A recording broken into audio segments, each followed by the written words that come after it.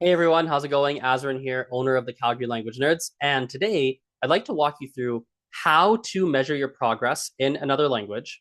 And more importantly, why we should be measuring our progress. Most language learners get this completely wrong. In fact, many language teachers, most language teachers also get this completely wrong. They either don't track their progress at all, or they track it using methods that are very ineffective. They track it using a streak in an app. They track it using a certain level or badge they get in an app. They track it by using traditional test scores in a language class. They track it with ways that honestly are not all that effective in my point of view.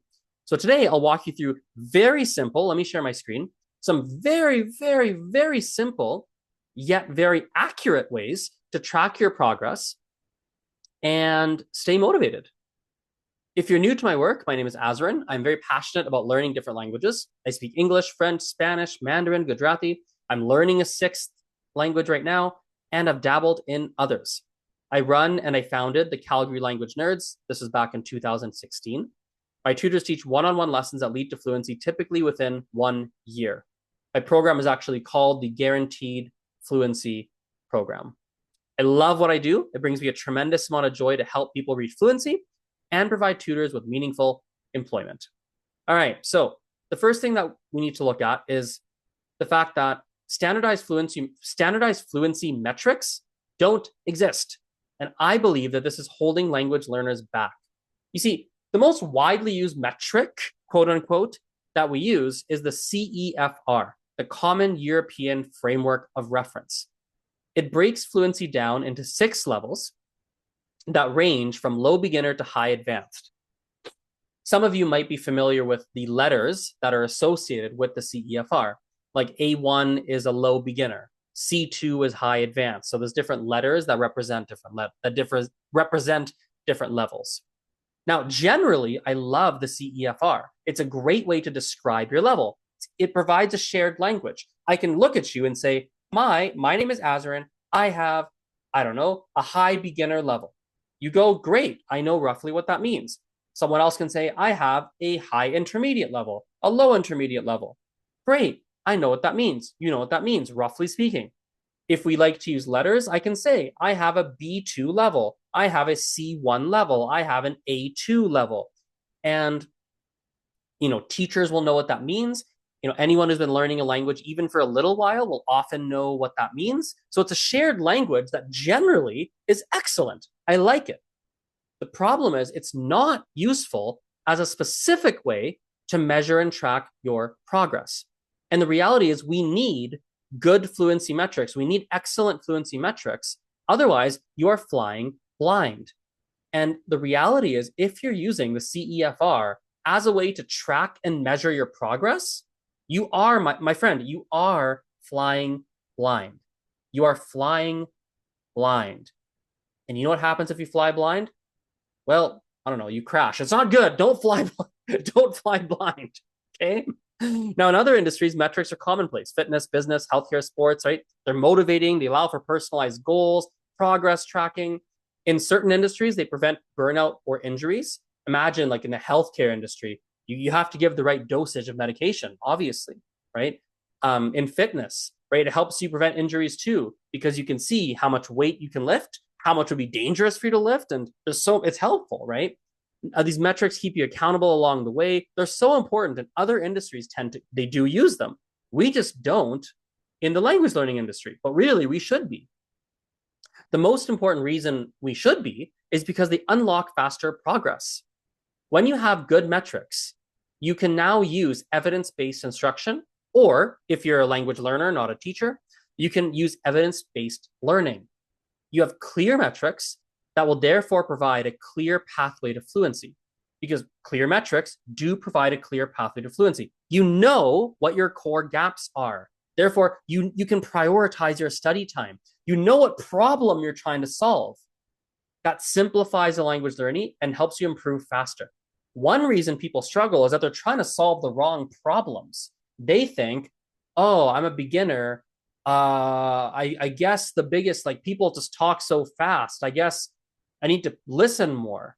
It's like, well, maybe, But if you're a beginner and you think people talk fast, if you do a proper assessment, you'll see that really the issue is you don't know enough words, honestly, right? Or you might think, oh man, my grammar is it's really hard. I'm not good at it. But then you do an assessment, you use actual metrics, and you see your grammar is at a 93%. And then you might think, oh, I'm at 93%. Oh, I'm actually better than I thought I was, which, by the way, for grammar, that's typically what happens, just so you know. Most of the time, you're underestimating how good you are at grammar. Like, and on and on and on and on and on. I can give so many examples. The metrics allow you to prioritize your study time, find the root issues, that you really have, which will therefore simplify the learning journey, help you focus your time better, and just improve faster. Now, there are some foundational fluency metrics. Each metric is tied to a foundational fluency skill. There are 8 in total that myself and my team, we've been able to uncover. Pronunciation, that's a calculation of how well you pronounce a language. It's measured as a percentage. Speech rate, the average number of words you speak per minute. This is measured with the words per minute calculation. By the way, I know this is going to sound technical. I promise you, if you just keep watching, I have tools you can use to just really easily assess all of this, and it's not that hard. It's really straightforward.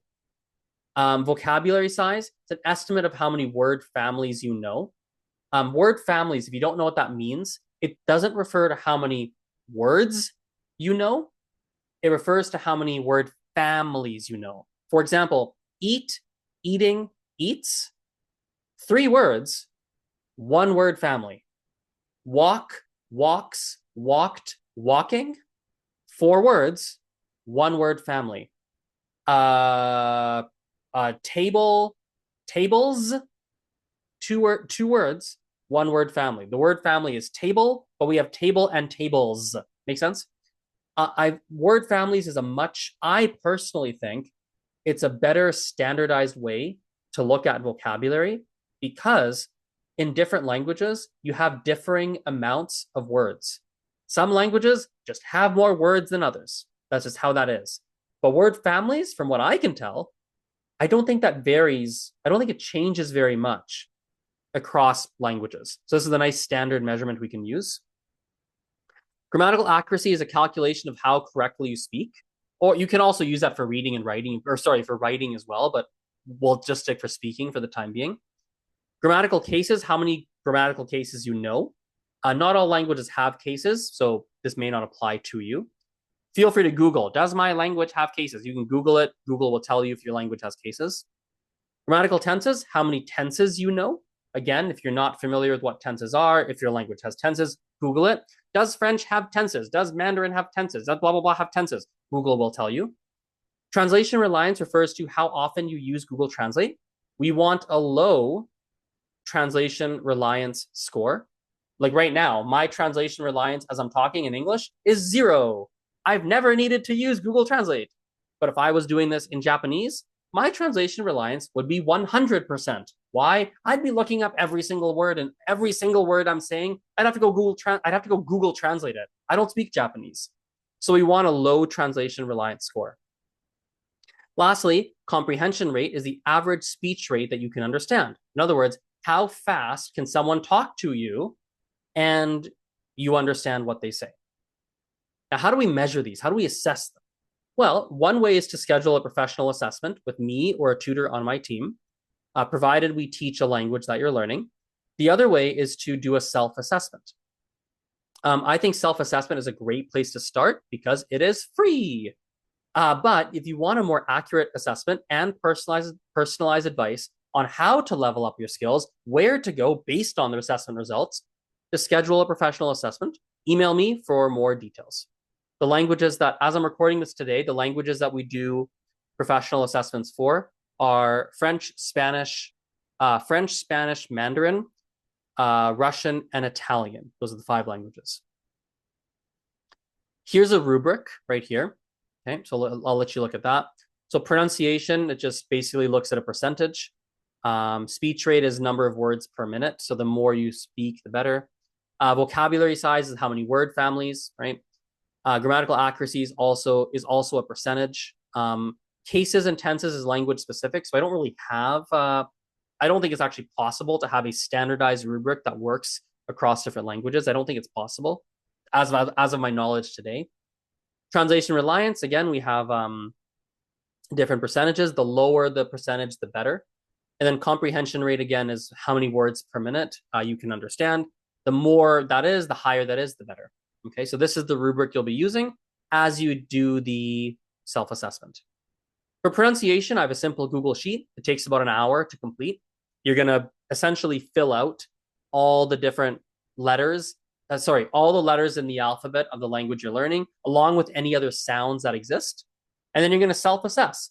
Do I say this letter like a native speaker? Do I say it clearly? Do I think I say it somewhat clearly? Or do I say it not clearly at all?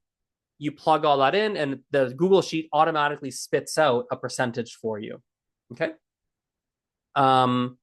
Takes about an hour to do because it'll take you some time to think through, like, what are all the letters of the alphabet? What are the sounds? You might have to Google to find all the sounds and Google to find the letters, but it takes about an hour. Speech rate, there's a simple 30-day speaking challenge that'll give you your speech rate as you do it. The time commitment is 5 minutes a day. There are instructions in this video. By the way, all these like links and everything, if you want this document with all these links, email me. I will just send you the document. If you're on YouTube and such, you might not have this document. Excuse me, this document here. Email me. There's a link in the description box, or just message me on social media. I'm more than happy to send this over to you. Vocabulary size is a Google Sheet as well. It basically has a list of words, and you indicate which ones you know, which ones you don't, and it gives you runs it through a formula and gives you a estimated vocabulary size. I made it. Takes about 30 minutes to complete the self-assessment. Grammatical accuracy, there's a little bit more involved. We set a timer for 30 minutes. You write about any topic without using a translator, no autocorrect, no dictionary, no other tools, just your brain. The topic does not matter. Just get as many coherent words on paper as you can, right? String stuff together. Be as many coherent words together as you can. For bonus points, if you're able to, but not mandatory, try to incorporate different grammar points that maybe you've studied in the past. That's optional, up to you. Then you show your writing to a tutor or a native speaker and have them count the number of grammar errors. We minus 1 point for every mistake that you made. The maximum score is the total number of words you wrote. So if you wrote 100 words, in 30 minutes, the maximum score is 100. If you wrote 200 words, the maximum score is 200. If you wrote 1,000 words, the maximum score is 1,000, right? And then you get minus 1 point for every error. So if you wrote 200 words, you made 20 errors, your score is 180 on 200. To get a percentage, we divide 180 by 200, and we multiply by 100 to get a percentage. So that's that. Let me give you one more example here on this one here. In case you're not familiar with percentages, like, let me give you one more example. Let's say you wrote, 400 words. That's how many words you wrote. And you got 300 of them right. So 300 words were right out of 400, right? You would do 300 divided by 400 times 100. That's going to give you a percentage. Okay. You then compare your percentage to, the grammatical accuracy rubric. Is it 70? Was it 80? Was it 90? Was it 98 or higher? Like, where are we on this rubric? And that'll tell you your level. Again, if you want, it might be easier for some of you if you prefer just to schedule a professional assessment. And that way we can just take care of it for you. Grammar cases, you write out all the cases that exist in your language. Next, write 30 sentences per case and have a tutor or native speaker correct them. Minimum score of 25, minimum 25 on 30 need to be correct in order for you to say that you know a specific case. If you don't know if your language has cases, Google it. Like, does Spanish have cases? Does blah, blah, blah have cases? And Google will tell you. What are the cases in blah, blah, blah language, in case you don't even know what they are? Grammar tenses, same thing. Write out all the tenses that exist in your language. Write 30 sentences per tense and have a tutor or native speaker correct them.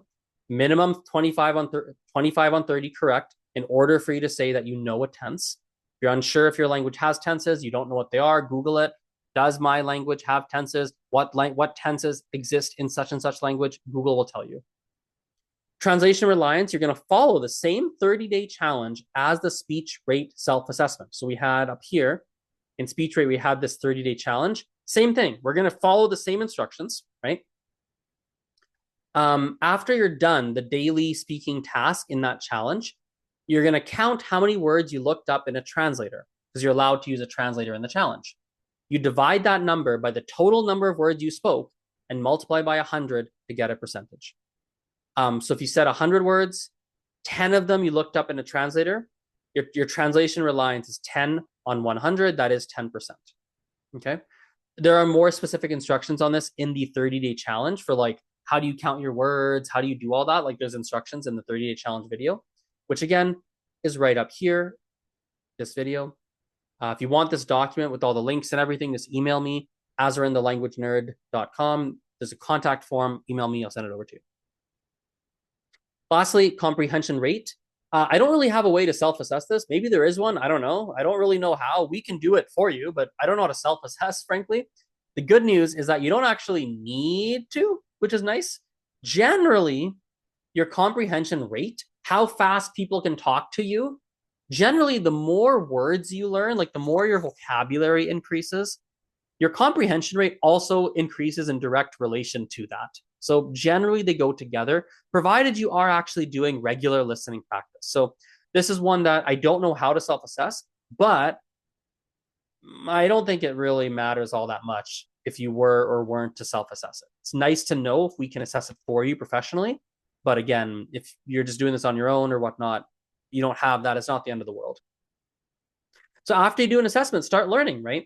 You may want to take advantage of a free consultation with me. I'll provide personalized advice on how to best proceed with your language, considering your desired learning outcomes.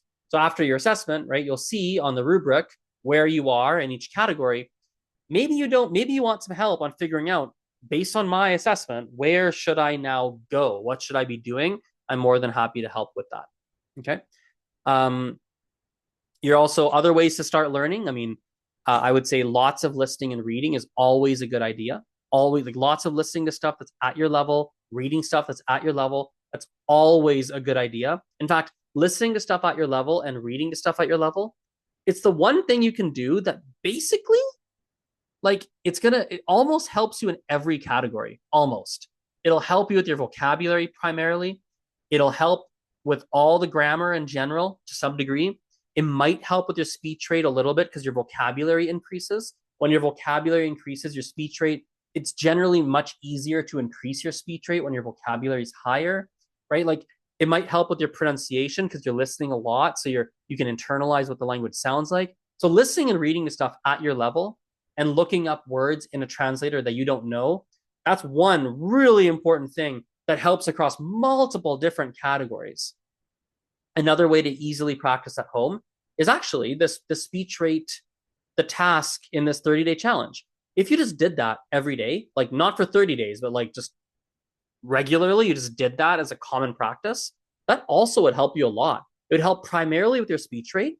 It'll boost your confidence, that's for sure. There's no confidence score in here, but it'll definitely boost your confidence.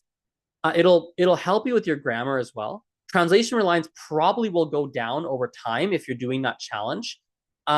Pronunciation is at least it gets you talking at the bare minimum, so some help with pronunciation. So this whole 30-day challenge is probably an excellent thing to be doing. That'll help in multiple categories. And I'd say those are two big things that I'd recommend you do. You could look at traditional classes, like to find a tutor or group classes. That's also definitely one way to move forward. That's fine. You could look at my guaranteed fluency program. That's obviously I'd love it if you did that. I'll show it to you briefly. Here it is. So guaranteed fluency program, right? This is really helping people to reach fluency because people usually they never do. So that's a program you may want to look into. Yeah, more information on this on my website. So yeah, hope that was helpful. Have a great rest of your day, and we'll chat later. See ya. Bye-bye.